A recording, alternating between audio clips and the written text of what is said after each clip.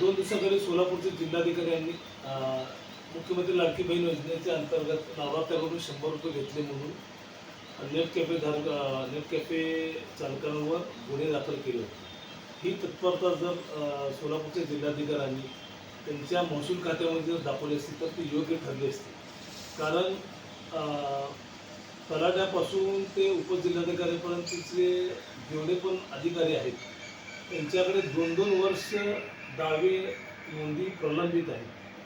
एखादा शेतकरी जर गरीब आला तर त्याला साधा दिवसभर उभारावं लागतो.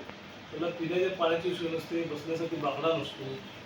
त्या व्यक्तीला 2-2 वर्ष नोंदी होत नाहीत. अनेक नागरिकांच्या तक्रारी आहेत, त्यांचे नोंदी होत नाहीत. त्यांना किती मानसिक त्रास होत असेल, त्यांना किती भेलपाडे घालावं लागत असतील. जो नागरिक पैसे देतो त्यांची कामे होतात आणि जो नागरिक पैसे देतो त्यांची कामे होत नाहीत. याची सकल चौकशी करावी अशी मी मुख्यमंत्र्यांकडे मागणी केली आहे. कारण जर सर्व अधिकाऱ्यांची जर चौकशी केली तर 2-2 वर्ष दावे नोंदी प्रलंबित आहेत. त्याचबरोबर कलेक्टर साहेबांनी जसे की नेट कॅफे धारकावर कारवाई केली होती तसेच महसूल अधिकाऱ्यांवर पैसे घेतात म्हणून कारवाई करणार का?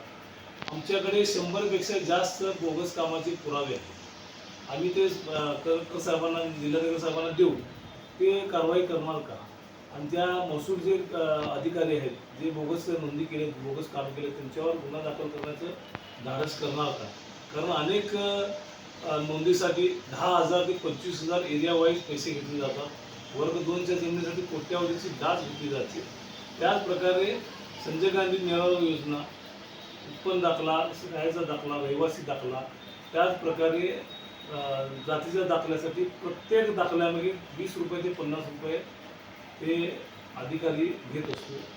तर हे सर्वसामान्यांची हेळसांड कमी व्हावी म्हणून मी सोलापूर जिल्ह्यातील तलाठ्यापासून मंडल अधिकारी, नायब तहसीलदार, तहसीलदार, प्रांत, उपजिल्हाधिकारी, कलेक्टर यांना जे मिळणारे वेतन आहे त्या वेतनावरच त्यांची मालमत्ता आहे का याची चौकशी करावी व अतिरिक्त झालेली मालमत्ता जी आहे बेहिशोबी ती सरकार जमा करावी अशी मागणी माननीय मुख्यमंत्री, उपमुख्यमंत्री आणि महसूल मंत्र्यांकडे केली आहे.